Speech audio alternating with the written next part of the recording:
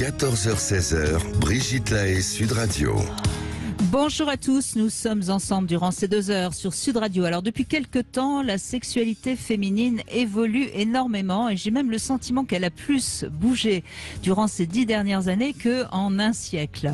Alors évidemment, ça perturbe beaucoup les relations amoureuses de tous, mais ne serait-il pas temps en effet que les femmes deviennent désirantes au lieu de vouloir toujours être des femmes désirées?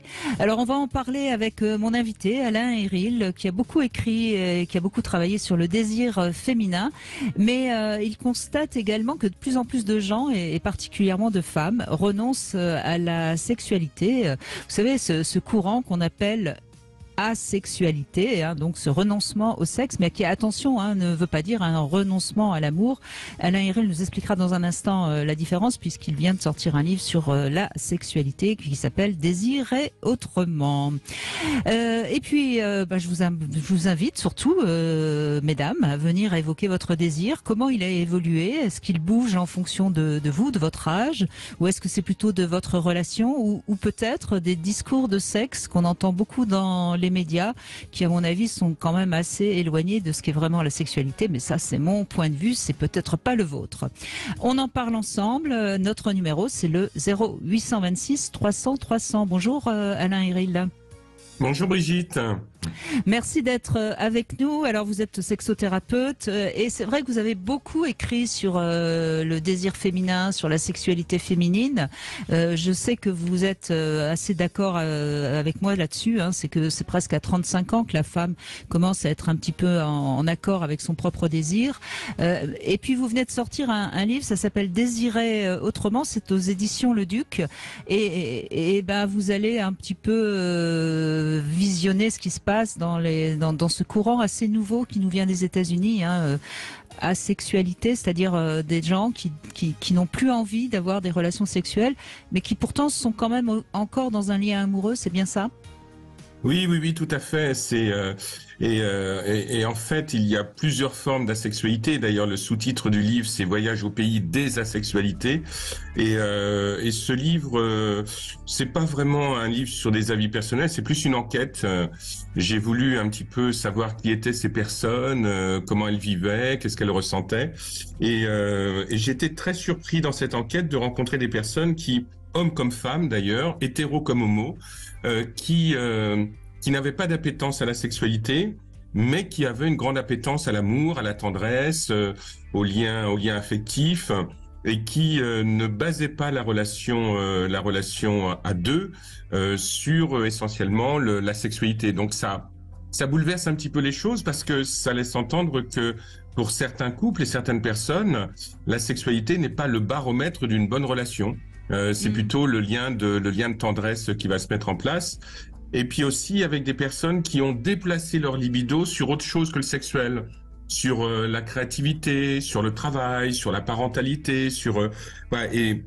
Et ça a été intéressant pour moi de voir comment il y a des personnes qui ne sont pas dans le sexuel en tant que tel et qui pourtant sont heureuses. C'est pas des personnes dépressives, ce sont des personnes qui vivent très bien. J'en ai rencontré beaucoup et voilà. Et pour moi, c'était un parcours très intéressant et un petit peu bouleversant à certains moments.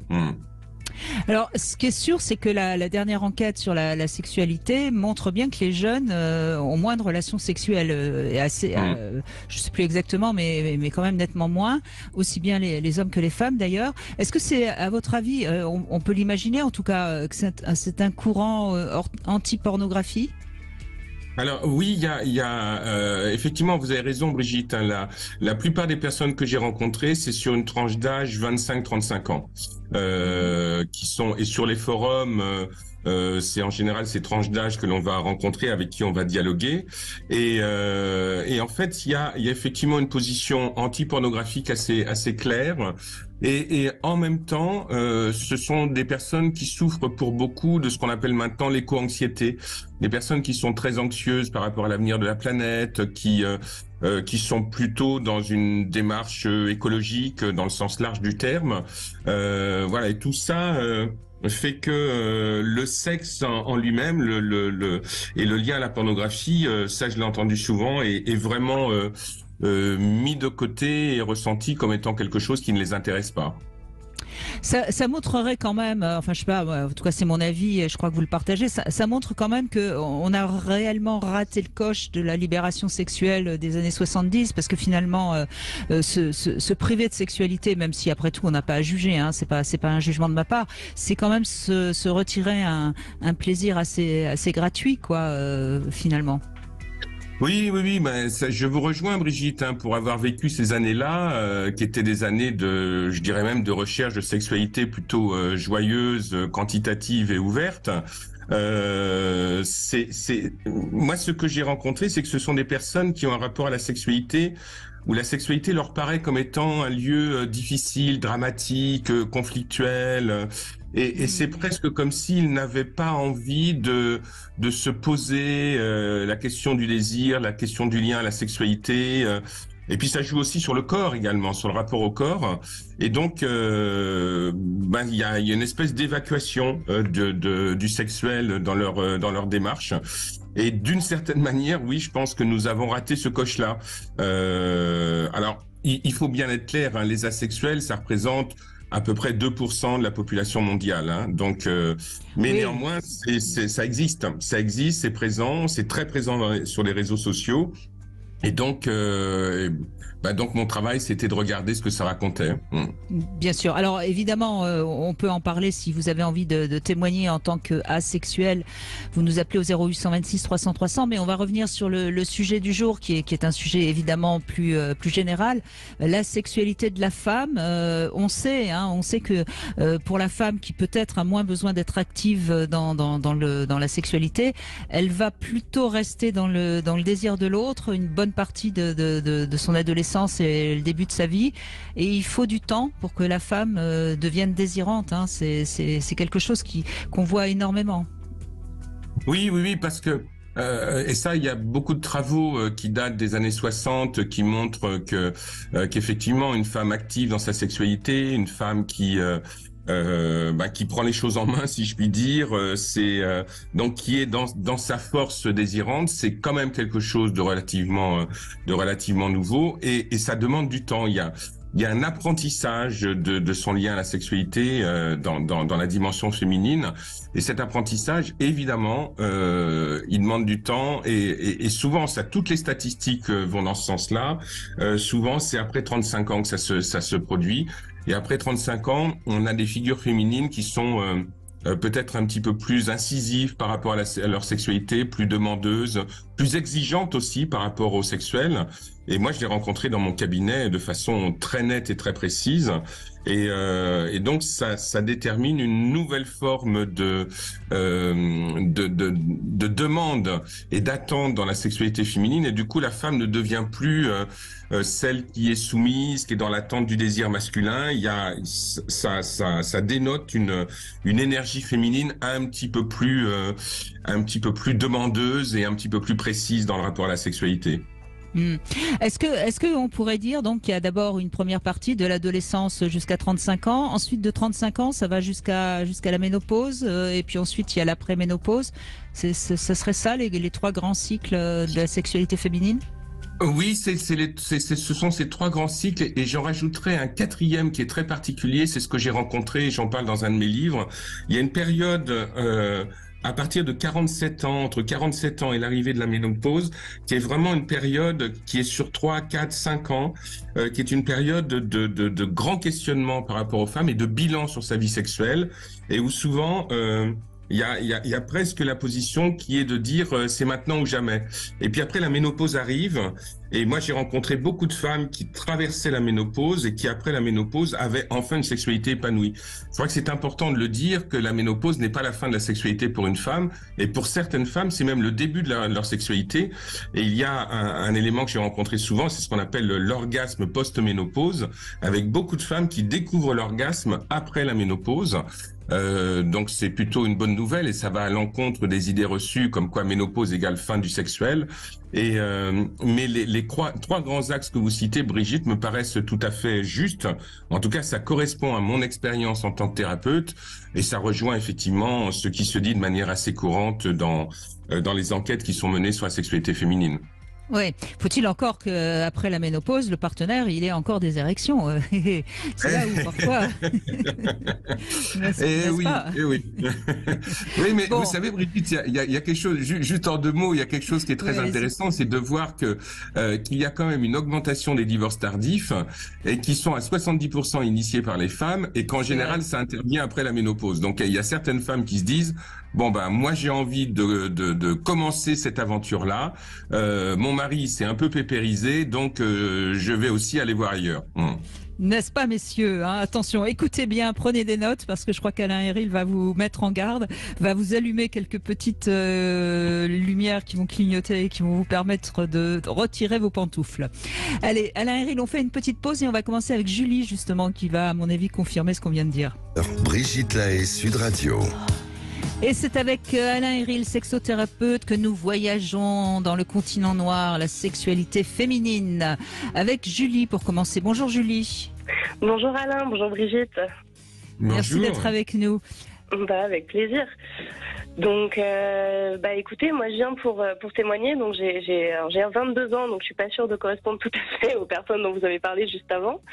Mais 22 ans, c'est intéressant parce que vous avez commencé déjà votre sexualité depuis quelques années, j'imagine. Ouais, tout à fait. Et donc c'est intéressant aussi d'entendre la nouvelle génération parce que ça bouge aussi sur le plan générationnel.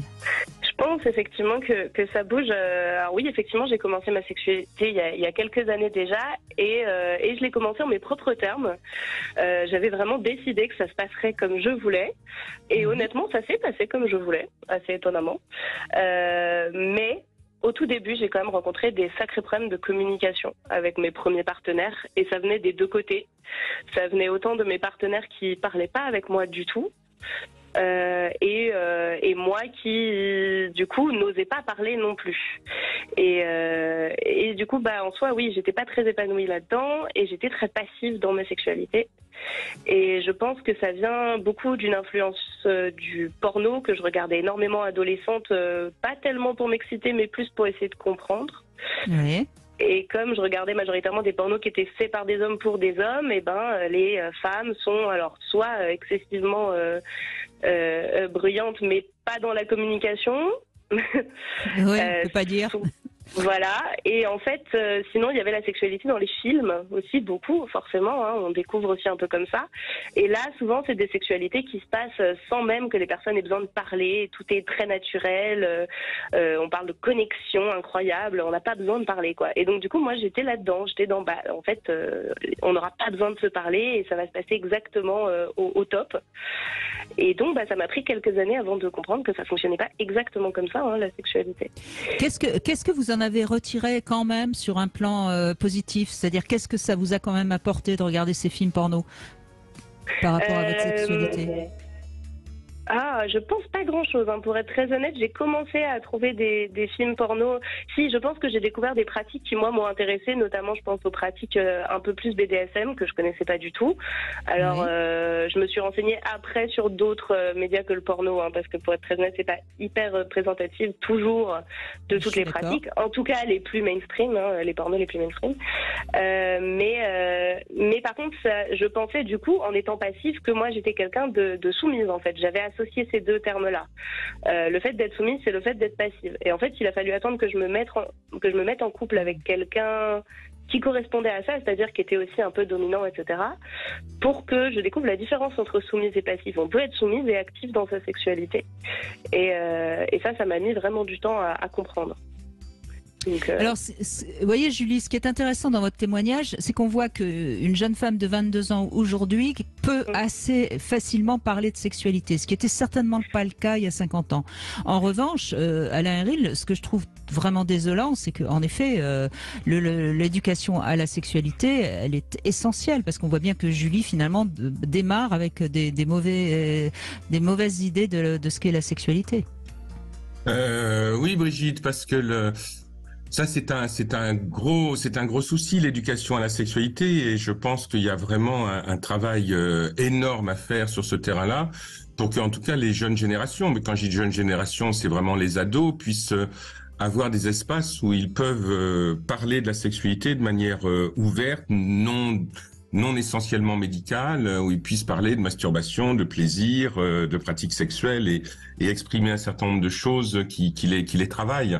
Donc oui, là, ça c'est indéniablement l'un des gros chantiers de la sexualité à venir. Et par rapport à ce que dit Julie, c'est toujours très étonnant de s'apercevoir que du manque de communication qu'il y a dans le couple par rapport à la sexualité et où souvent les couples ils fuient la communication parce qu'ils fuient les émotions. Et qu'il y a une confusion entre informer et partager émotionnellement. Donc on peut s'informer d'un certain nombre de choses, mais la communication, c'est pas qu'un partage d'informations, c'est aussi un partage d'émotions. Et parler de sexualité avec son ou sa partenaire, c'est accepter de livrer une certaine vulnérabilité, de partager cette intimité et la parole, elle est indéniablement importante. Hein. Et là encore, je l'ai beaucoup rencontré dans mon cabinet où des patients me disaient enfin on peut parler de sexualité ensemble, mais ils avaient besoin de ma présence pour le faire. Donc oui, ce que souligne Julie est important. Et puis moi j'aime beaucoup comment elle parle de sexualité parce que c'est voilà, ça paraît simple, ouvert, possible. Voilà, c'est bien d'entendre ce genre de discours, en tout cas de cette manière-là. Cela étant dit, je pense que parler de sexualité quand on est très jeune, c'est pas simple parce que c'est quand même enfin bon, on connaît pas trop son corps, on n'est pas trop à l'aise avec son identité. Bon, ça me paraît assez logique et je trouve que pour 22 ans, Julie, vous êtes déjà bien en avance et il me semble comme ça que vous aviez dû vous masturber quand vous étiez ado, j'imagine. Oui, tout à fait. Alors, il y a plusieurs raisons pour lesquelles... Alors, je ne sais pas si je suis en avance, parce que pour être très honnête, pour en parler avec des gens autour de moi de mon âge, on est tous assez informés, et c'est vraiment une parole qui se libère aussi. Et j'ai de la chance d'être dans une famille où le sujet n'est pas complètement tabou.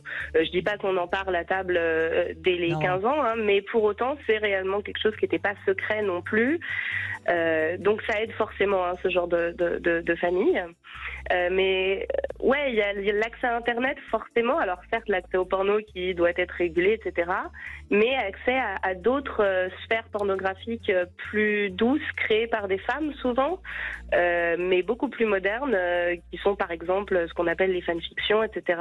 Qui sont en fait une découverte de la sexualité pour énormément de jeunes filles de ma génération et qui sont écrites par des femmes pour des femmes. Très souvent, alors avec tout un tas de clichés, hein, parce que c'est rarement les personnes dont c'est la profession qui font ça, donc il y a plus ou moins de clichés, etc. Mais ça reste quand même une découverte douce de la sexualité. En tout cas, moi, ça m'a beaucoup apporté. Et un peu plus tard, il y a tous les comptes Instagram, TikTok, etc.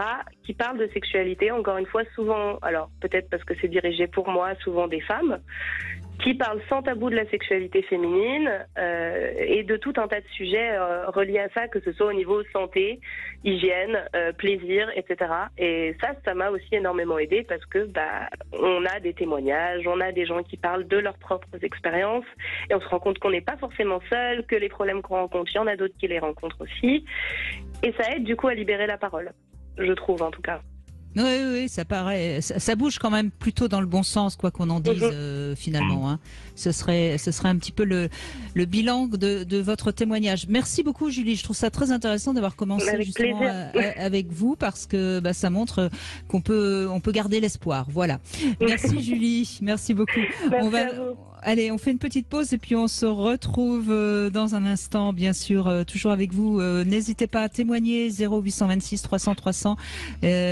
Oui, ça va permettre à des femmes qui nous écoutent, qui ont peut-être pas cette liberté-là, de se libérer. À tout de suite.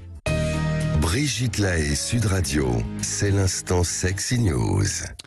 Eh bien, Alain Héril, nous retrouvons notre Sexy News, Philippe Hoffman. Alors la semaine dernière, Philippe Hoffman, bonjour. Vous évoquiez l'importance de l'animal de compagnie pour les ados et vous allez nous parler à nouveau de cet animal et peut-être plus particulièrement du genre d'animal. Bonjour Philippe Hoffman. Voilà, bonjour. Alors aujourd'hui, effectivement, je vous avais parlé de façon un peu générale la fois dernière de tous les avantages d'avoir animaux de compagnie auprès des enfants et des adolescents. Mais aujourd'hui, je vais vous parler vraiment de 3 types d'animaux, dont un que vous connaissez très très bien, Brigitte, les chevaux, enfin les chiens aussi, vous connaissez très très bien. Justement, par rapport, on va commencer par ça. Ça fait, vous savez, plus de 5000 ans qu'ils sont proches et utiles de nous, ces chevaux. Mais ils n'ont pas la même intimité que le chien ou le chat, mais ils sont quand même des animaux familiers. Et les adolescents et les adolescentes, surtout, sont très attirés par eux. Et donc, par exemple, quand elles sont plus petites, les filles, elles adorent l'équitation, même quand elles sont plus grandes, mais elles sont d'ailleurs en surnombre dans les haras. Et on pourrait dire que inconsciemment, elles perçoivent une sorte de mère chaleureuse, odorante, qui les porte, les balance, mais aussi, à la fois aussi un mâle puissant qu'elles peuvent monter et dominer. À l'adolescence, elles ressentent aussi quelque chose de particulier, c'est que dans la monte, il y a un frottement et qui est un peu masturbatoire pour elles et qui peut les troubler. Et c'est une des raisons peut-être de l'abandon de leur passion, comme si ça se sexualisait, tout ça, comme d'ailleurs beaucoup d'autres choses à l'adolescence. Et donc à ce moment-là, elles se réfugient plutôt dans des fantasmes ou dans des rencontres amoureuses avec des garçons ou des filles, mais elles quittent un peu les chevaux. Donc, pour les garçons, c'est un peu différent. Les chevaux, ça reflète vraiment l'animalité sauvage, le rut, et un peu les rêves de toute puissance, pour les garçons, pour les ados surtout.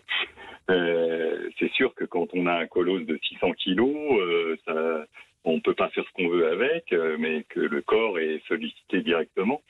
Et il faut les monter avec tact et adresse, n'est-ce pas ?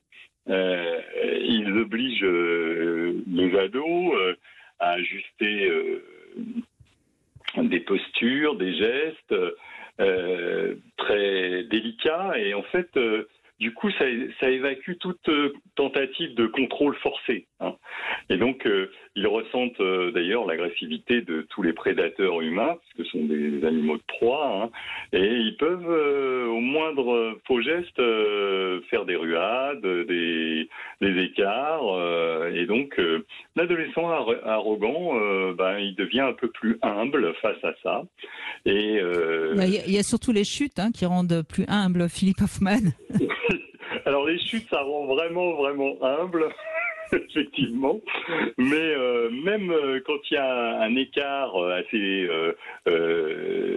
qui a peur un peu les jeunes et les enfants, ça remet les choses en place un peu. Et puis. Mais ce qu'il y a aussi de très frappant dans ce sport, c'est qu'on voit les jeunes enfants ou ados, il y a ceux qui après une chute arrêtent, et puis ceux qui arrivent à vaincre leur peur et qui continuent. Je crois que c'est quelque chose aussi d'assez initiatique, l'équitation peut-être dans ce sens. Exactement, tout à fait. Parce que si on se relève d'une épreuve comme celle-là, et puis qu'on continue à pratiquer, eh bien, c'est effectivement, ça a un sens initiatique, et ça permet de revaloriser un petit peu son estime de soi. En plus, souvent, après, il faut les laver, les brosser, les décrotter, les pailler, etc. Et donc, c'est aussi une forme d'apprentissage de la responsabilité. Et donc, c'est plutôt pas mal, et on peut conseiller à tous les enfants et tous les adolescents de continuer à faire de l'équitation, c'est très bon pour eux. Alors, maintenant je vais parler un peu du chien. Bon, je pourrais parler longtemps encore des autres animaux, mais bien sûr le chien, c'est quelque chose que j'ai beaucoup étudié et que vous connaissez très bien aussi, Brigitte. Et c'est le symbole de l'amour inconditionnel, de la fidélité, de la tendresse. Et pour les ados, ça comble beaucoup de manques. Parce qu'il représente la sécurité, ça efface un peu les peurs qui cohabitent avec les ados. Et ils ont un peu, souvent un sentiment, vous savez, un peu, je le dis souvent dans mes chroniques, un peu parano, avec un sentiment d'intrusion dans leur corps, dans leur tête, une sorte de sentiment de viol comme ça, un peu généralisé. Et les chiens, ça les rassure beaucoup par rapport à ça, parce que c'est vraiment le protecteur ultime. Même si c'est des petits chiens d'ailleurs, hein, c'est tout à fait curieux, peu importe la taille du chien. Même si il y en a beaucoup qui préfèrent les chiens puissants, mais il y en a aussi qui aiment bien les chiens à la mode. Hein, comme à un moment donné, c'était les bulldogs français parce que ça avait une grosse tête de bébé et que on pouvait se balader et se faire aborder facilement quand on trimballait son chien. Donc, c'est vrai que ça permet d'avoir aussi un confident muet qui vous écoute, qui vous regarde, qui éventuellement dort avec vous et avec lequel on peut faire des caresses, tout ce qu'on peut plus faire avec les parents ou qu'on n'ose plus faire avec les parents. Donc, du coup, ça a beaucoup d'avantages. Et pour les garçons, il y a aussi l'histoire du pénis des chiens. Vous savez qu'il y a un os pénien. Alors donc, c'est turgescent, donc ça les intéresse. Mais chez les chevaux aussi, ça les intéresse, hein, parce que c'est gigantesque.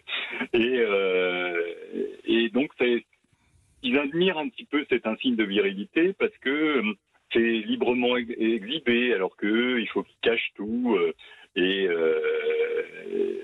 du coup, ça alimente un peu toutes sortes de fantasmes, pas forcément zoophiles, hein, mais et puis ils peuvent en rire avec leurs amis, etc. Autant les garçons que les filles. Bon, mais surtout là aussi, c'est pareil quand on les promène.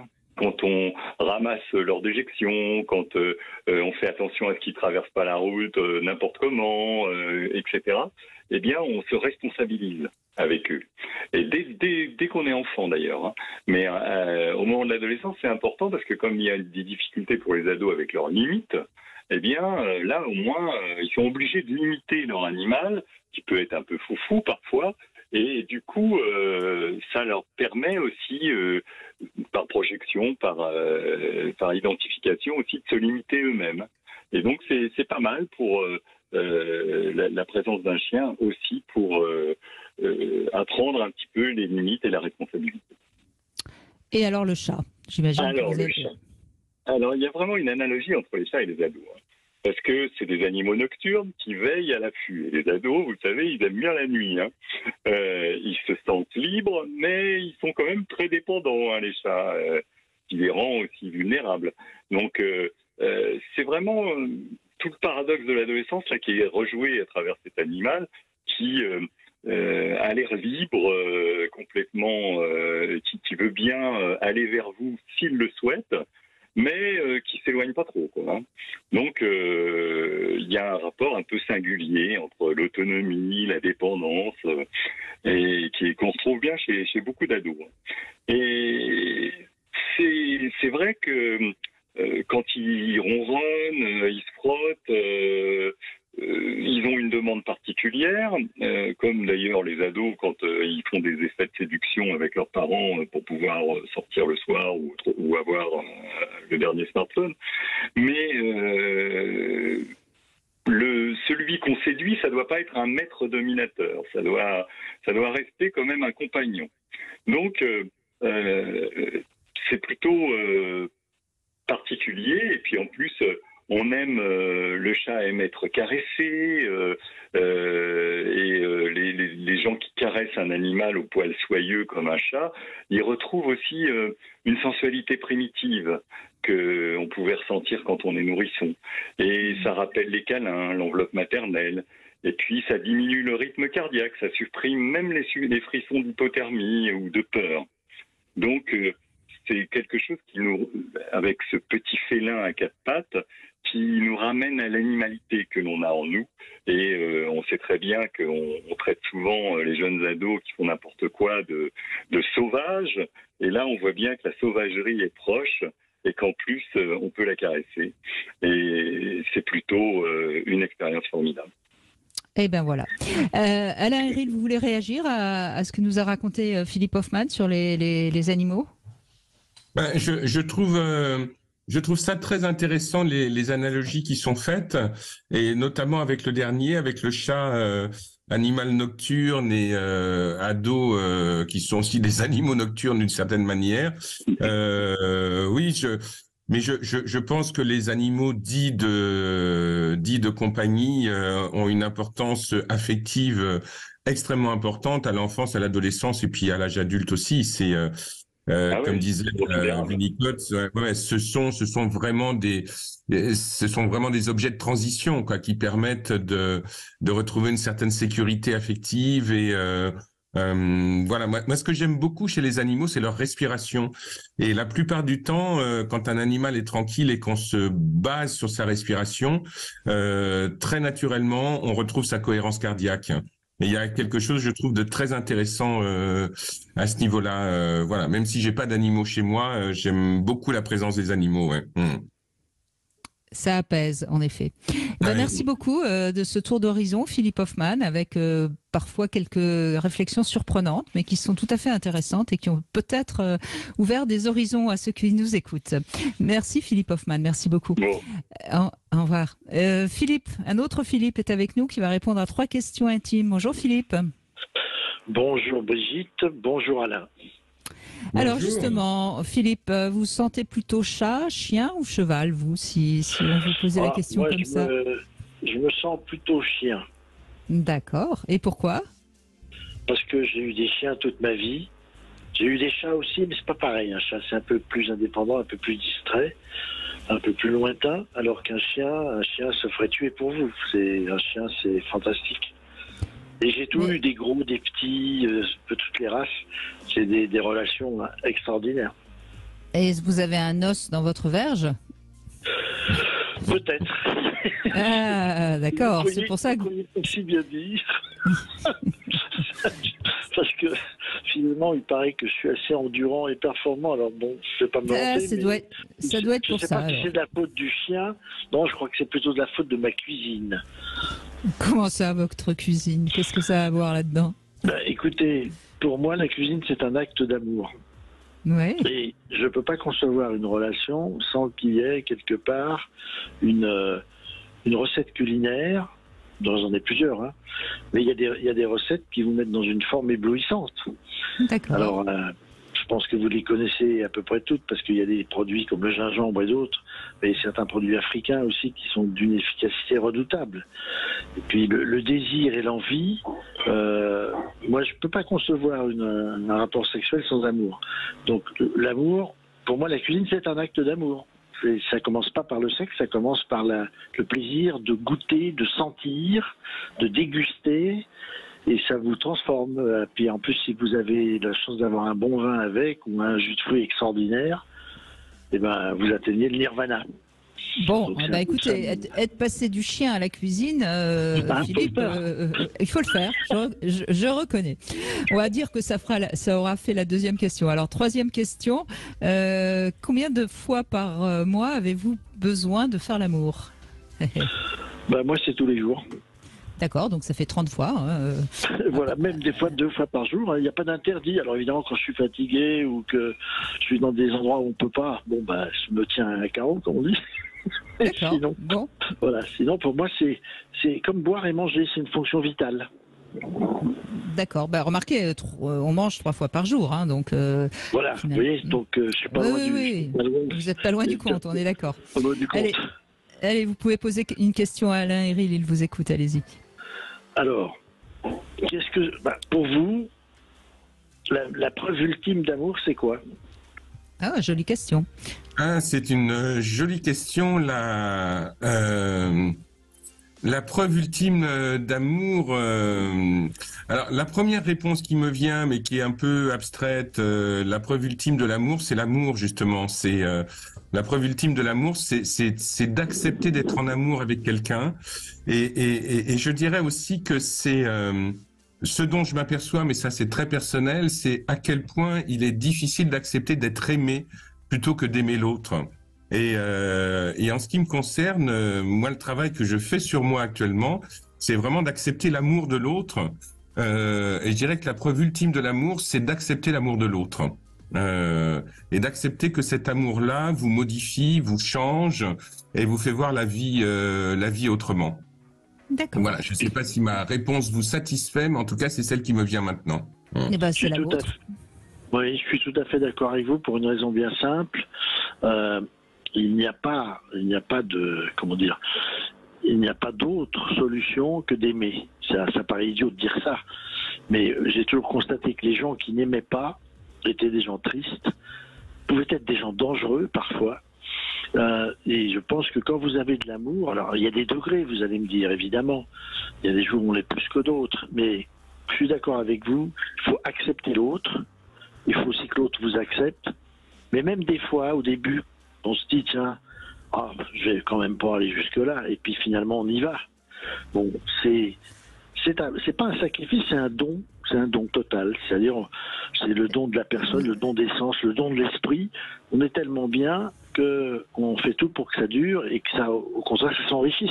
Alors des fois, il y a des problèmes, hein, c'est pas aussi simple. Bon, vous êtes un grand philosophe, hein, Philippe. Vous portez bien votre nom. Merci en tout cas, Philippe. Merci beaucoup pour cette jolie question, en tout cas. On va faire une petite pause, Alain Héril, et on va retrouver Garance dans un instant, qui a peut-être un parcours un peu plus compliqué que Julie, mais ça sera tout à fait intéressant de l'écouter. À tout de suite. Brigitte Lahaie, Sud Radio.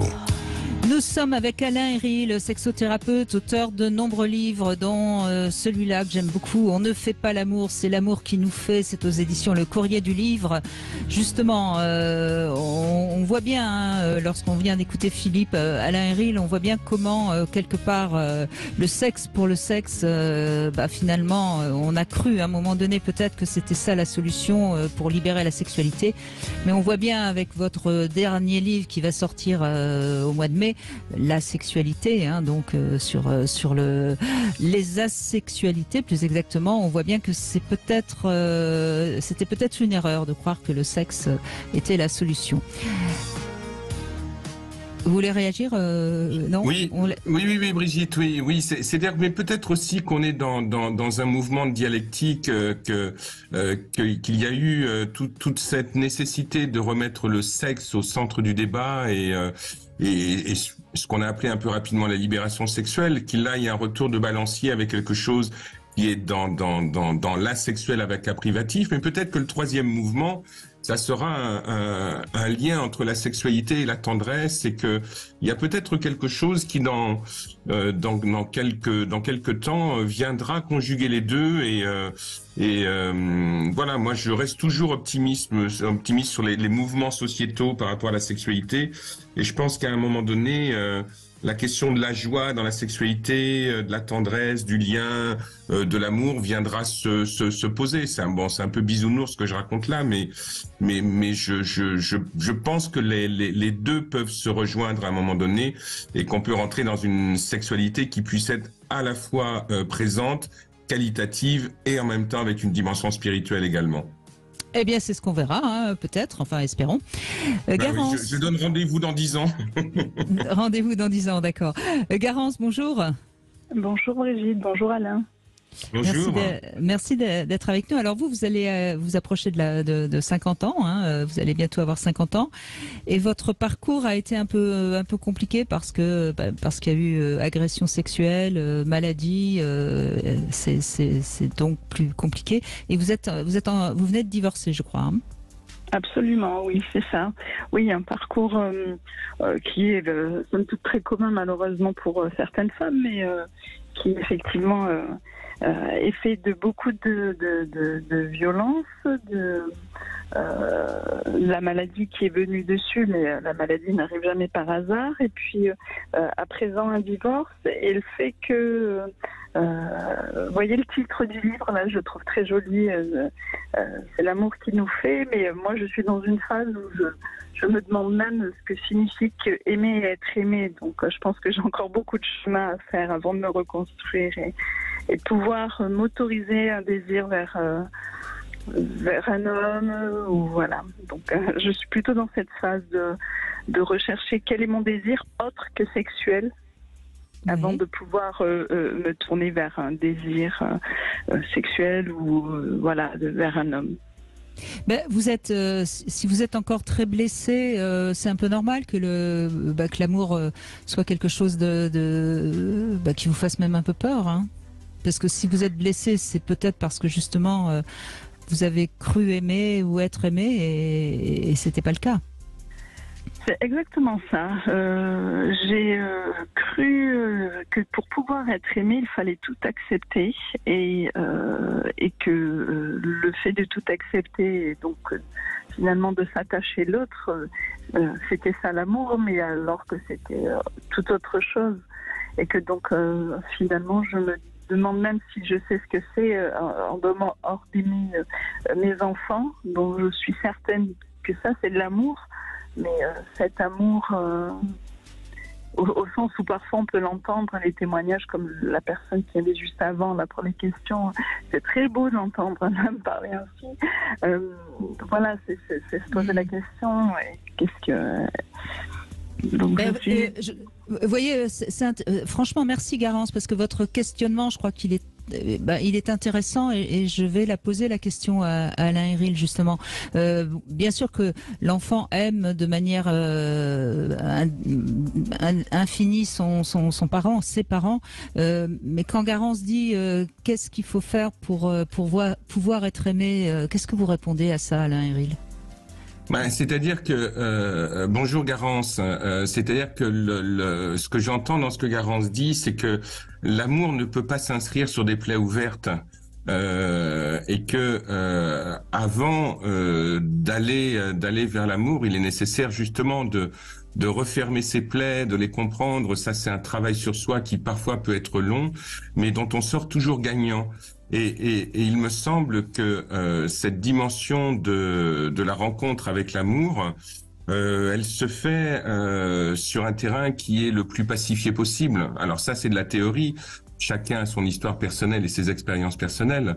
Mais nous naissons effectivement avec un besoin d'amour qu'on rencontre chez les enfants, voire même chez les nourrissons. Et l'amour inconditionnel des parents, oui, il existe, mais c'est un double mouvement. Les parents sont à la fois dans un amour inconditionnel, mais en même temps dans une nécessité d'élever leurs enfants. Et élever les enfants, c'est aussi mettre des limites, mettre des conditions. Donc il y a un double mouvement qui est en place dans la situation parentale et qu'on peut retrouver aussi dans la relation amoureuse. C'est aimer, oui, être aimé, oui, mais pas n'importe comment et pas à n'importe quel prix. Et donc je trouve que de toute manière, dans l'aventure humaine, la question de l'amour, elle est éminemment complexe, mais c'est tellement au centre de nos besoins qu'on ne peut pas échapper à cette question-là. Il me semble, enfin, je ne sais pas ce que vous en penserez, Garance, et puis vous nous direz ça après les infos, mais il me semble que il faut pas attendre trop de l'amour non plus, et surtout, je crois, on peut rien. C'est-à-dire que on va être aimé ou on va pas être aimé, et quelque part, ça dépend pas de nous. C'est l'autre qui va nous aimer parce que enfin, ce qu'on est, ce qu'on représente, ou ce qu'il croit qu'on est, d'ailleurs, parce que il y a beaucoup d'illusions finalement dans l'amour. Eh bien, il va tomber amoureux de nous, mais quelque part, on peut rien y faire. Et comme on ne peut rien y faire quand l'autre ne nous aime plus, on peut évidemment maintenir la relation en faisant attention à l'autre et en évitant justement de mettre ses pantoufles, pour parler tout à l'heure de ce que disait Alain Héril en début d'émission. Mais je pense qu'il faut lâcher pas mal de choses si on a envie d'aimer, si on a envie de rencontrer l'amour. Et c'est justement cette difficulté de lâcher parce qu'on a peur, parce que quand on aime vraiment et que l'autre nous quitte, ça fait très très mal. Alors du coup, on croit qu'il y a des solutions, qu'il y a des recettes pour être aimé, pour aimer. Moi, je pense que c'est quelque chose de beaucoup plus subtil. Alors ça, c'est mon avis, c'est peut-être pas le vôtre, Garance. Vous nous direz ce que vous en pensez de toute façon après les infos. Mais je crois que c'est vraiment important tout ça. Et alors, Alain Héril, j'ai trouvé une devinette. Moi, elle me semble tout à fait faite pour vous et faite pour l'émission d'aujourd'hui. Alors, je sais pas, vous allez me dire ce que vous en pensez, ce sera après les infos, et puis j'espère que vous trouverez la réponse. Quand est-ce qu'une jeune fille devient femme, Alain Héril? Quand est-ce qu'elle devient femme, la jeune fille? La réponse, et puis la réponse de Garance aussi à ce que je viens de dire, ce sera tout de suite après les infos. Brigitte Lahaie, Sud Radio. Et nous passons une excellente après-midi avec vous, Alain Héril. Merci d'être avec nous, sexothérapeute. Vous avez beaucoup écrit, vous avez beaucoup parlé du désir féminin et on essaye ensemble d'en parler avec vous sur Sud Radio au 0826 300 300. Pour l'instant, on parle peut-être plutôt d'amour, mais pourquoi pas, parce que finalement, rien de mieux que l'amour pour avoir envie l'un de l'autre. Alors, la devinette d'abord, avant de retrouver Garance. Quand est-ce qu'une jeune fille devient femme, Alain Héril? Alors, je suppose qu'il doit y avoir une blague ou un jeu de mots. Moi, je vais faire une réponse toute bête. C'est au moment de l'arrivée des premières règles ou quand la jeune fille apprend à dire non à ses parents. Mais je suppose qu'il doit y avoir une autre réponse beaucoup plus subtile et plus drôle que la mienne. Eh ben, c'est quand elle cesse de chercher l'homme idéal qu'elle devient femme. Et c'est pour ça qu'il y a beaucoup de femmes qui restent des jeunes filles, parce qu'elles continuent à chercher l'homme idéal. Bonjour. Je suis d'accord.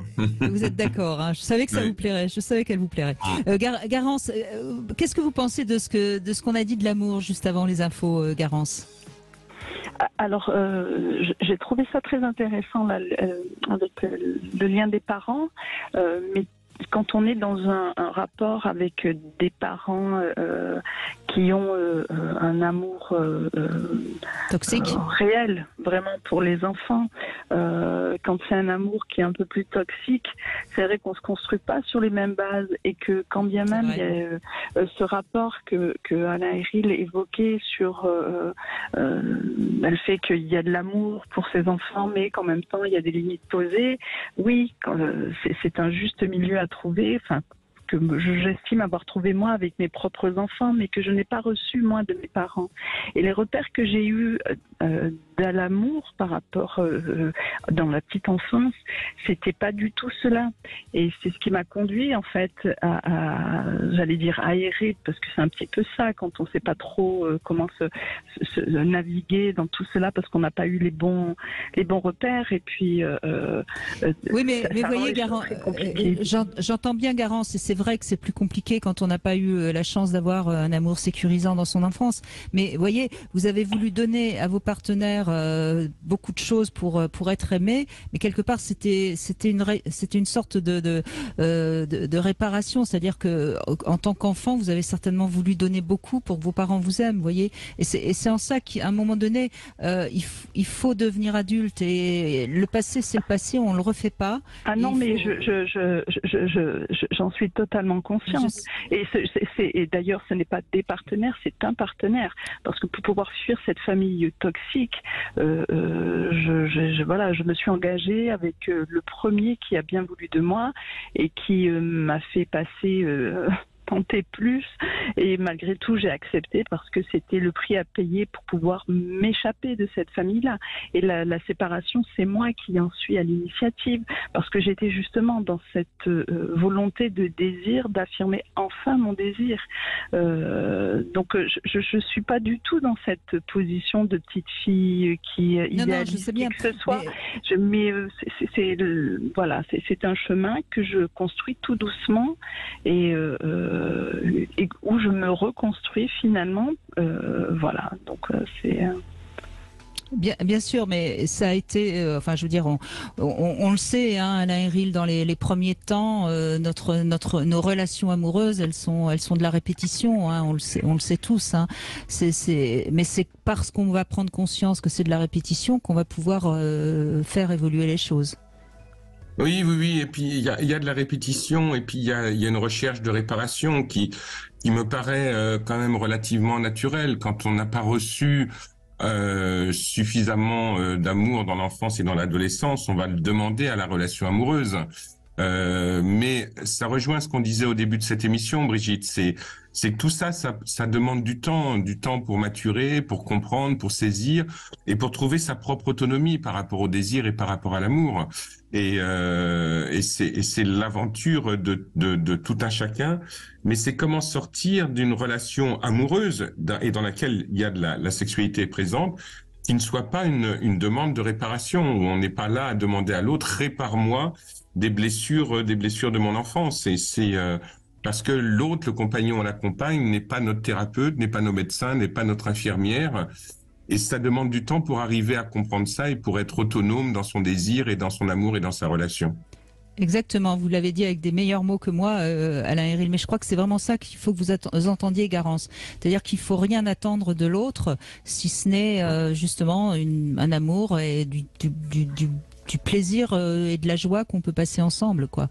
Eh ben justement, c'est bien là ma difficulté, c'est que je suis arrivée à un tel seuil de me dire qu'on ne doit rien attendre de l'autre, que j'arrive à me dire, mais je n'ai rien à attendre de personne. Et donc, comme je n'ai rien à attendre de personne, finalement... Oui, mais attention. Mais Garance, vous confondez ne rien attendre de l'autre et ne pas avoir besoin de l'autre. C'est pas la même chose. C'est pas parce qu'on n'attend rien de l'autre qu'on n'en a pas besoin, vous voyez. Et justement, cette notion de besoin me dérange parce que j'ai eu l'impression d'être utilisée toujours, d'être uniquement pour servir et répondre aux besoins des autres. Et donc, je ne veux pas que les autres puissent répondre à mes propres besoins. Vous voyez, quand je parle le mot besoin est peut-être pris trop, vous le prenez trop au pied de la lettre. On a besoin de manger, mais c'est mieux si on mange des choses agréables et qui nous font du bien pour notre santé. C'est pareil avec les relations. Hier, j'évoquais les relations écologique. Eh bien, c'est pareil. Il faut être dans des relations qui nous font du bien et qui sont agréables. Sinon, en effet, il vaut mieux ne pas les avoir. Mais c'est ne rien attendre des autres. Ça ne veut pas dire qu'il faut pas profiter des autres. Enfin, je sais pas. Alain Héril, venez à mon secours. Oui. Que Garance comprenne bien. Oui. C'est-à-dire que en fait, je pense que si je reviens très rapidement au début de notre vie, nous sommes tous des êtres dépendants. Nous naissons dépendants. Et la question de la dépendance, elle est fondamentalement inscrite en nous. Mais être dépendant de l'autre, avoir besoin de l'autre, ce n'est pas lui donner les clés de notre existence. C'est juste avoir besoin de s'appuyer sur lui comme lui s'appuie sur nous. Mais en même temps, ne pas trop attendre de lui, ne pas lui demander ce que nous avons à fabriquer nous-mêmes et ne pas demander à l'autre de faire le travail sur nous que nous devrions faire nous-mêmes. Donc il y a un double mouvement là encore. C'est j'ai besoin de toi fondamentalement, mais je n'attends rien de toi. Et il me semble que ça, c'est une base pour construire un amour qui soit équilibré. De même qu'il ne faut pas donner à l'autre ce qu'on aimerait recevoir. Exactement. Mais oui, la formule que vous venez de donner, Alain, est tout à fait bien. En effet, on a besoin de l'autre, mais on n'attend rien. On n'en attend rien qui soit indispensable. C'est à nous-mêmes de nous apporter ce dont on a réellement besoin. Ça vous parle mieux comme ça, Garance ? Oui, mais c'est exactement la dynamique dans laquelle je me suis inscrite ces dernières années, parce que ça fait 4 ans que j'ai subi une hystérectomie totale et qui m'a fait quand même c'est pas rien pour une femme. Bien sûr. Et donc non, je n'attends. Mais voilà, je n'attends plus rien en fait, au point que j'ai déménagé, j'ai demandé rien à personne. Je me suis dit effectivement, si avancer dans une vie d'adulte, c'est être totalement autonome. Soyons autonomes et j'avance. Et hier, il me semble qu'il y avait une auditrice aussi qui avait ce même comportement-là, de se dire finalement, ok, je me suffis à moi-même et puis. Alors peut-être que c'est un leurre pour éviter de souffrir. Oui, mais ce qui m'ennuie dans ce terme d'être totalement autonome, c'est que on finit par plus avoir envie de demander de l'aide, alors que demander de l'aide, c'est aussi une preuve d'amour, voyez. C'est pour ça, je crois qu'il faut vraiment... alors je pense que ça, c'est parce que moi j'en ai demandé et que ma demande d'aide a été vraiment très très mal reçue et que c'est venu se rajouter à mon parcours et que je me suis dit décidément tu fais pas partie de ces gens que l'on aidera et à qui on tendra la main et plusieurs moment de mon existence, j'ai demandé de l'aide. Et je pense qu'il y a peut-être quelque chose aussi dans ma façon. Hein. Je ne dis pas que c'est que la faute des autres. Il y a peut-être ma façon de formuler ma demande d'aide qui peut être très maladroite ou très mal perçue. Ou peut-être qu'on a l'impression que je vais demander plus que ce que je demande réellement, je ne sais pas. Mais si ce n'est que ce retour qui a été systématiquement repoussé, c'est que je me suis dit peut-être que mon chemin de vie à moi est de faire sans demander non, de l'aide. je pense tout simplement que l'aide que vous avez demandée auprès de ces personnes-là ne sont pas des bonnes personnes pour vous et vous avez eu raison à ce moment-là de les mettre de côté, mais restez ouverte et puis vous allez visiblement vous avancer sur vous et vous allez rencontrer les personnes avec qui vous pourrez partager du temps. Soyez confiante. Il me semble, Garance, que l'autonomie ne peut pas se construire en réactivité ou par dépit. J'ai presque l'impression que vous cherchez l'autonomie parce que en réaction avec ce que vous avez vécu avant. C'est comment faire en sorte d'être autonome de manière active, constructive, tout en continuant à tendre la main si vous avez besoin que celle-ci soit prise. C'est là que se trouve le pari et c'est comme ça aussi qu'on rencontre les autres et qu'on se rencontre soi-même, il me semble. En tout cas, merci de votre témoignage parce que je crois que ce qu'on a échangé avec vous, Garance, ça va aider beaucoup de gens qui écoutent parce que finalement, c'est la vraie grande question de l'amour, de la relation aux autres qu'on vient d'essayer d'expliquer et c'est vrai que c'est pas simple. C'est pas simple. Parce que mais je vous remercie parce que le fait justement de participer à l'émission, c'est aussi une demande d'aide qui est accueillie et donc je vous en remercie en tout cas. Eh ben voilà, on se fait du bien, on se remercie mutuellement et ça c'est aussi de l'amour. Merci Garance. Allez, on fait une petite pause et on va revenir avec Delphine qui sera avec nous sur Sud Radio. Vous avez envie de réagir sur l'amour, sur la sexualité, sur le désir féminin, vous nous appelez au 0826 300 300. À tout de suite. Brigitte Lahaie, Sud Radio. Avec Alain Héril, sexothérapeute, nous évoquons la sexualité féminine, le désir féminin et Delphine revient sur ce sujet. Bonjour Delphine, merci d'être avec nous. Bonjour Alain, merci de recevoir mon témoignage et mes questions sur le désir féminin parce que pour moi il reste encore assez complexe sur quelle femme désirable je peux être et désirante, j'en suis encore loin, je pense, ou tout du moins ça a été très bousculé. Vous avez quel âge, Delphine ? J'ai 47 ans. Un parcours un peu chaotique au niveau du désir, une jeune fille qui commence une sexualité avec pas mal d'envie et de plaisir, et puis aux alentours des 17 ans. Et puis à 18 ans, une belle surprise, je deviens maman. Évidemment pas forcément planifiée, mais bien acceptée par moi, mais pas par tout le monde. Et une belle maman, même si on n'avait pas de lien juridique ou quoi que ce soit à l'époque, mais qui vient me traiter de salope à ce sujet-là. Quand elle apprend ma grossesse et mon souhait de ne pas y mettre terme. C'était donc la mère du papa. Voilà, tout à fait, oui. Avec ça, j'ai un papa qui a eu un regard vis-à-vis des femmes toujours très très très ambigu, arrosé de toujours ce mot, parce que en fait en réfléchissant à mon passage sur l'émission, parce que je souhaitais intervenir et vous poser des questions, j'ai ce mot salope qui revient de façon récurrente chez moi, avec cette peur farouche d'être une salope et qui verrouille souvent qui verrouille, souvent mon désir. Donc j'ai essayé de reconstituer les fois où je l'avais croisé. C'est surtout votre excitation que ça doit verrouiller, parce que vous devez avoir du désir et puis vous devez le bloquer au moment où l'excitation peut arriver, parce que justement à ce moment-là on est une salope. Tout à fait. C'est tout à fait ça. Ouais, c'est tout à fait ça.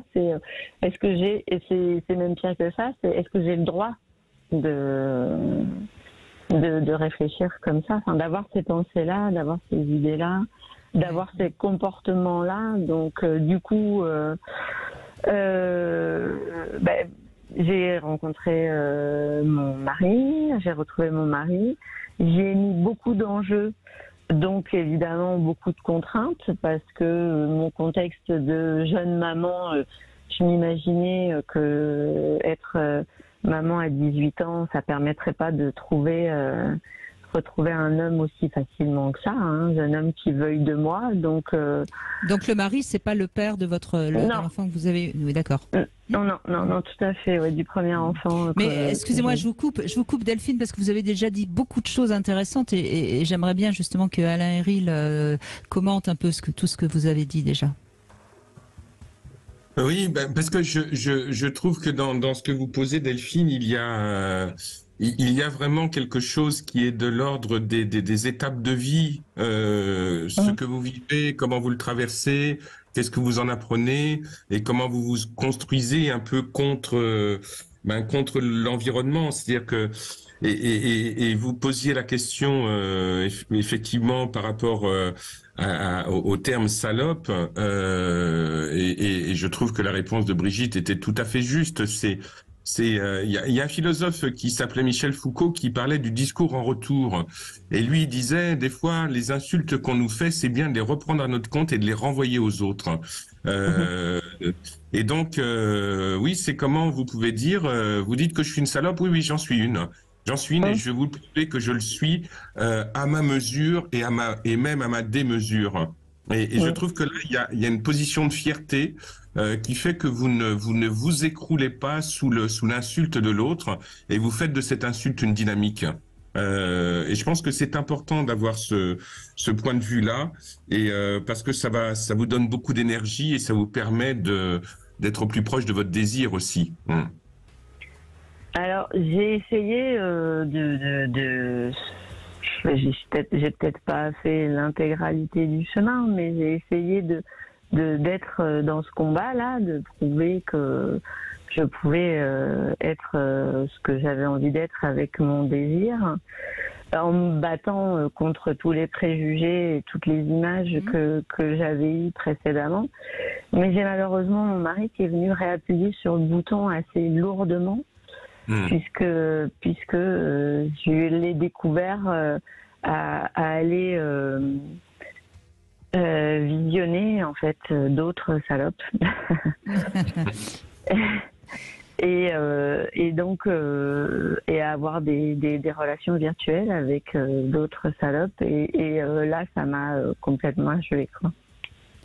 Et pourquoi justement, Delphine? Excusez-moi, je vais être exprès provocante, parce que ça vous a prouvé que vous n'étiez pas assez salope puisqu'il avait besoin d'aller en voir d'autres. Ouais, c'est vrai, c'est quelque chose de cet ordre-là, oui.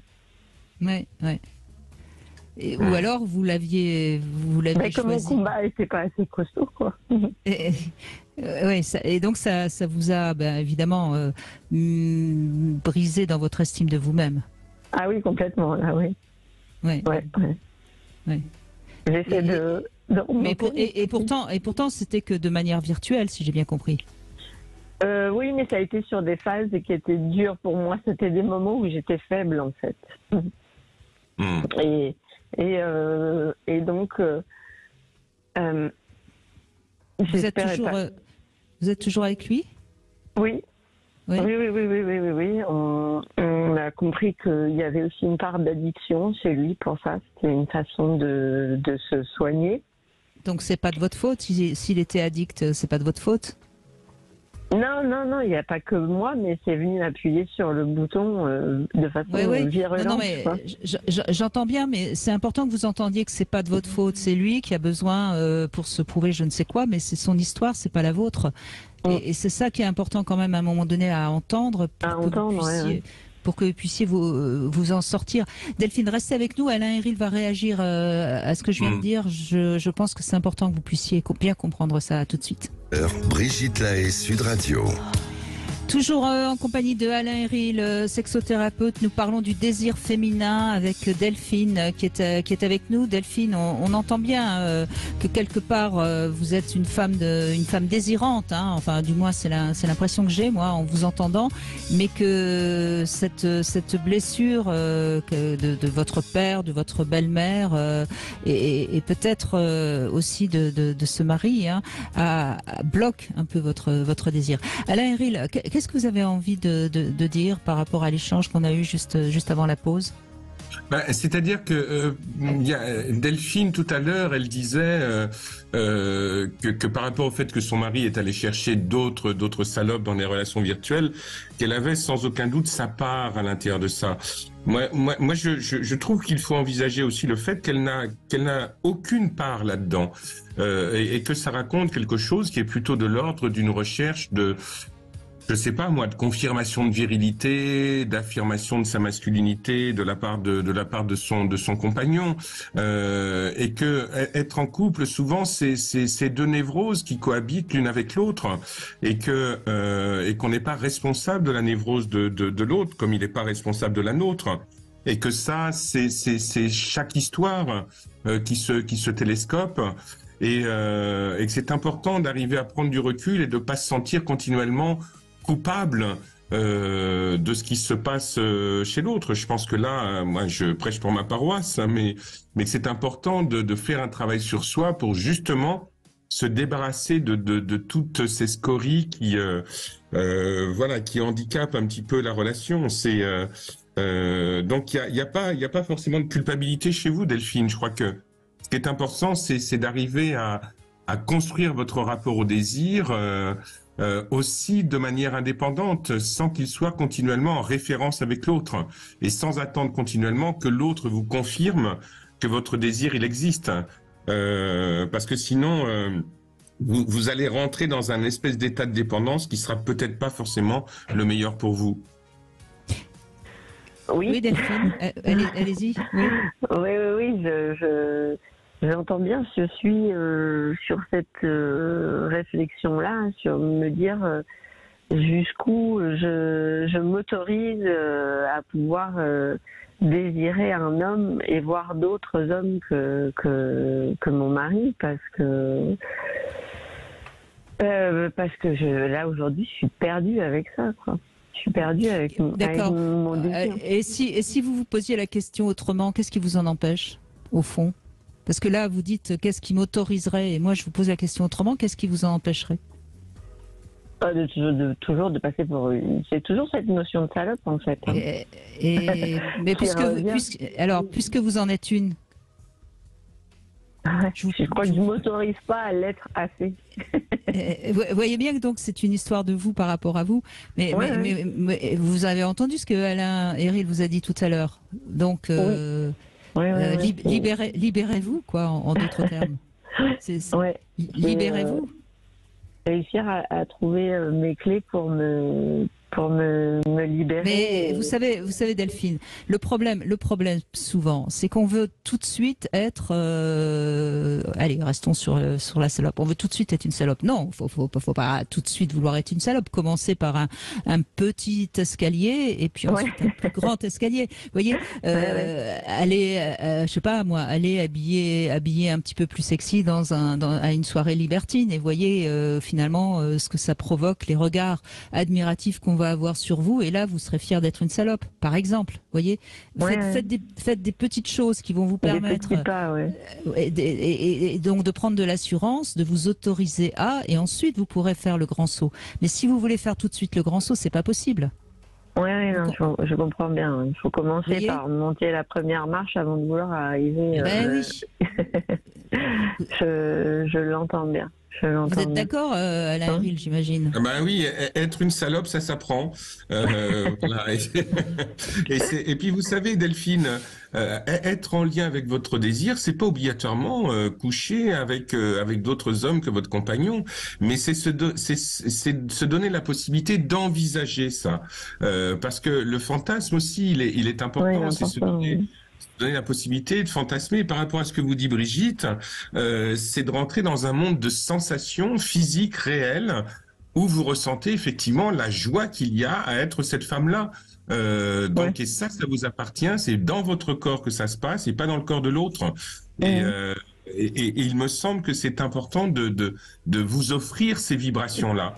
Mais c'est pas obligatoirement coucher avec le premier venu. C'est pas aussi simple et aussi rapide que ça. C'est juste expérimenter la vibration de la salope qu'il y a à l'intérieur de vous et de la laisser exister dans votre corps.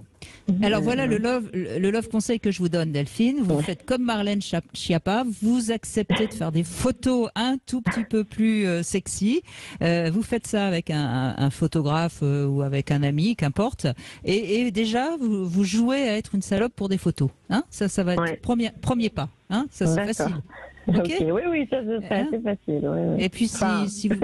à dire comme ça après. Vous voyez que c'est pas si... ça pas être si facile. Non, mais je vous assure, sincèrement, faites-moi plaisir, faites-le. Vous m'envoyez une photo, promis, je ne la diffuserai pas. Et puis, ça sera un premier exercice et vous verrez ce qui se passe en vous. Mais au moins, vous aurez fait un pas. D'accord ? Oui, ok. Je tente l'expérience.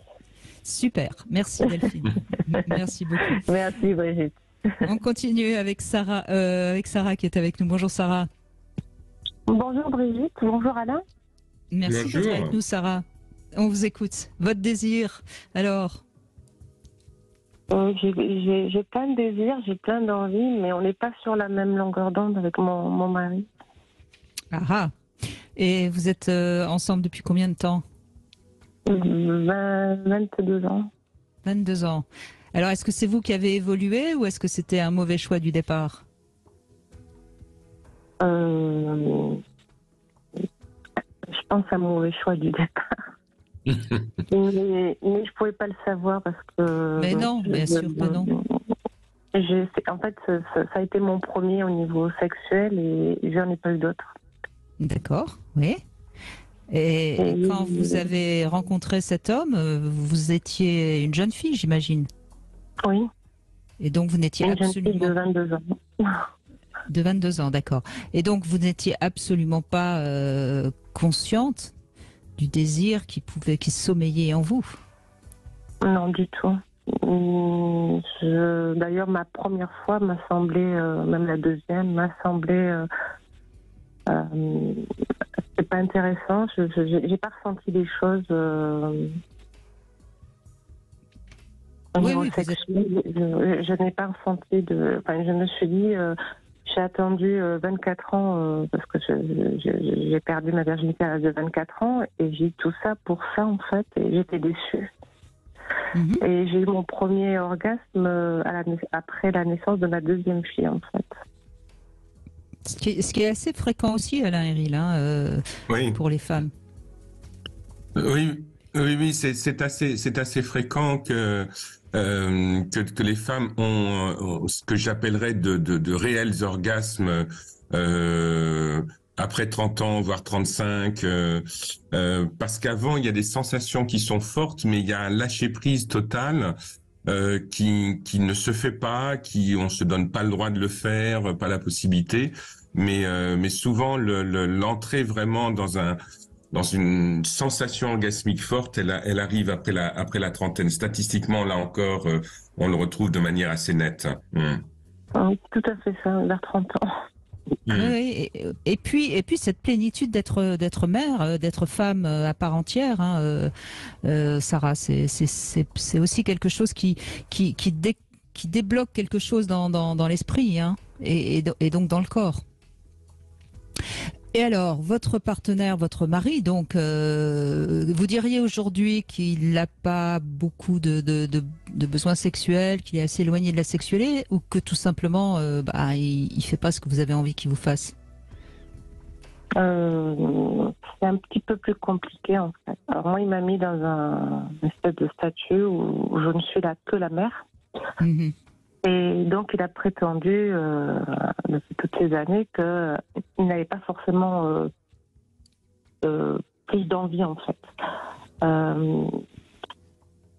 Et donc il dit qu'il y a les sentiments, mais qu'il n'y a pas l'envie pour venir vers moi. Et alors, d'après mon entourage, apparemment, je le vois même au niveau des regards des hommes, je suscite l'envie et puisqu'on vient vers moi et on me sollicite. Donc, et j'ai pas ce regard-là sur mon mari. Alors même en lui disant, en discutant, parce qu'avant j'aurais pas pu, mais là j'ai 47 ans. Et maintenant, j'arrive à m'exprimer verbalement en lui disant mes attentes, ce que j'aime, ce que je n'aime pas, ce que je ne veux plus faire ou ce que j'aimerais faire. J'ai l'impression de parler à une passoire, quoi. Mhm. C'est-à-dire qu'il n'entend pas ces discours fermés, alors même tout ça, même quand on est pendant les vacances, les fantasmes de le faire sur une plage, dans notre jardin sous l'arbre quand il pleut au mois de juillet-août par exemple. Je lui ai dit, mais il n'a accompli aucun de mes fantasmes. Ce qui sont pourtant des fantasmes très simples et qui qui mettent pas en danger. Je crois, je crois qu'il faudrait peut-être là, je sais pas ce que vous en pensez, Alain Héril, mais je pense que Sarah a besoin d'être aidée. Là, il faut un tiers pour que justement il soit obligé d'entendre, parce que là, il veut pas entendre, c'est clair. Oui, parce que je suppose, Sarah, que vous avez essayé de l'entraîner dans la réalisation de ses fantasmes, que ça n'a pas été simplement que des paroles. Est-ce que vous l'avez emmené justement sous l'arbre alors que la pluie était en train de tomber? Est-ce que vous êtes allé jusqu'à l'entraîner sur ces terrains-là ou pas du tout? Alors, je l'ai fait après 35 ans, mais parce que on a fait une thérapie de couple chez un sexologue, et donc là, on m'a conseillé que si j'avais envie, qu'il fallait pas que j'attende que mon mari vienne vers moi. Donc j'ai fait, mais je lui ai dit que c'était bien aussi de son côté, que je me sente aussi désirée, que c'était important pour moi. Donc lui, il a aimé en fait, il a apprécié. Mais lui, par contre, il prend pas d'initiative. Mais il refuse pas vos initiatives? Non, il les refuse pas, non. Alors, un truc qui n'a rien à voir. Alors, lui, il me dit qu'il m'aime, qu'il a des sentiments, qu'il veut pas... Parce qu'on a fait beaucoup de disputes. On se posait la question si on reste ensemble ou pas. Et il me dit qu'il m'aime. Alors... là, j'en ai discuté avec lui récemment, parce que j'en ai discuté avec ma psy. Ma psy me dit, quand on aime quelqu'un, on refuse pas les relations sexuelles. Et lui, il refuse. En fait, lui, il refuse. Il dit qu'il n'a pas d'envie. Alors, on s'est séparés pendant un mois. Au mois de février, on s'est séparés un mois complet. Il a fait silence radio, aucune nouvelle, rien. Au final, il est rentré à la maison. Et j'ai fouillé son téléphone et j'ai trouvé. Alors, de lui-même, avant que je fouille son téléphone, il m'a dit qu'il a rencontré 3 nanas et qu'il y en avait 2 qui avaient vraiment envie de coucher avec lui, mais que ça ne l'intéressait pas. Mais donc, j'ai fouillé son téléphone. J'ai trouvé. Pardon? Oui. Non, mais Sarah, il faut vraiment qu'il l'entende, que si rien ne bouge de son côté, vous risquez à un moment donné de partir. Et c'est à lui de choisir, parce que là vous êtes face à une impasse. Lui ne bouge pas. Bon, vous avez tout essayé visiblement. Alors quand la thérapeute dit quand on aime, etc., elle a raison, mais elle a en même temps tort, parce qu'il y a quelque chose qui bloque chez lui, parce que vous êtes la mère de ses enfants, parce que vous avez quand même 22 ans de vie avec une sexualité qui n'est pas celle que vous désirez aujourd'hui. Mais il faut qu'il entende bien que si jamais il ne fait rien, si ça ne bouge pas, vous risquez de le quitter. Et là, soit il va, enfin je veux dire, c'est pas un choix conscient, mais soit il va accepter de faire un travail, parce que je crois qu'il a besoin d'être aidé pour pouvoir arriver à vous désirer, soit il le fera pas parce que ça sera compliqué pour lui. Et à ce moment-là, il risque de vous perdre. Mais je pense que c'est obligatoire qu'il ait réellement conscience que votre couple, si rien ne bouge, est en danger. Je crois qu'on en est là, Alain Héril. Et je pense que c'est plus lui qui a besoin d'aller voir quelqu'un que Sarah.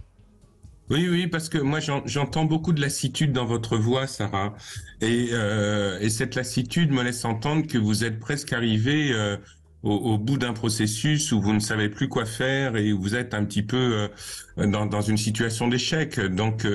Donc c'est important, si cette lassitude existe, de l'entendre et comme vous dit Brigitte, de poser presque un ultimatum, de dire voilà, ça ne peut plus durer comme ça.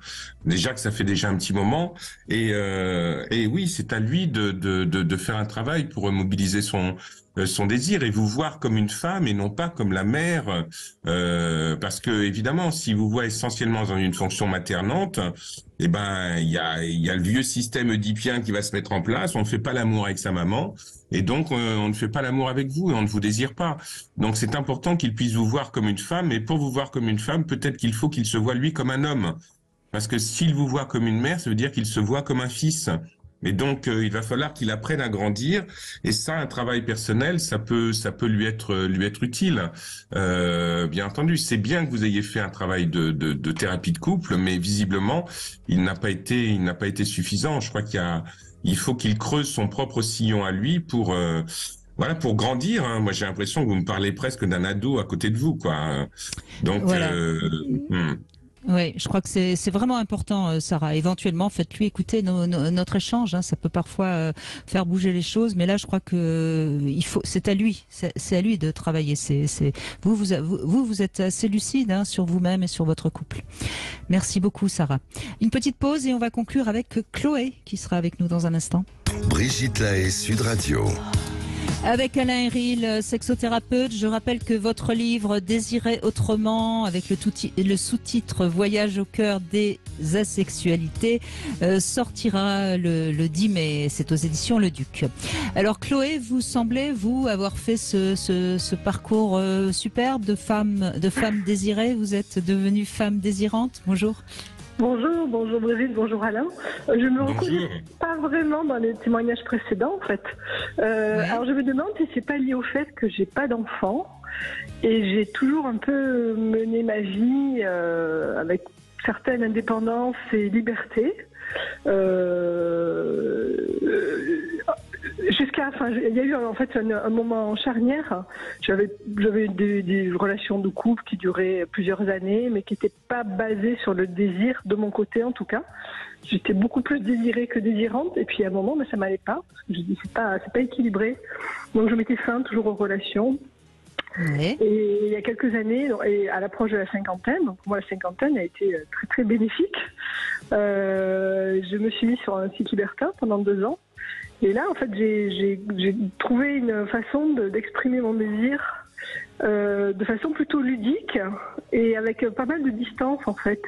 Je trouve que ça fait prendre du recul pour les personnes, notamment qui sont en couple ou autre, ou qui n'osent pas. Après, il faut arriver à franchir le pas.